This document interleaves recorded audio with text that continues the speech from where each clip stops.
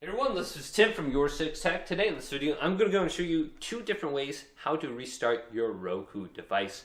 And the first way is very easy. If I am on the home screen, I want to go up, then go to Settings, then under here, let's go up again to System, then let's go on over to Power. So let's go up and then go on over to Power right here, then go to the right and go to System, Restart right here and select it, and your Roku device will restart.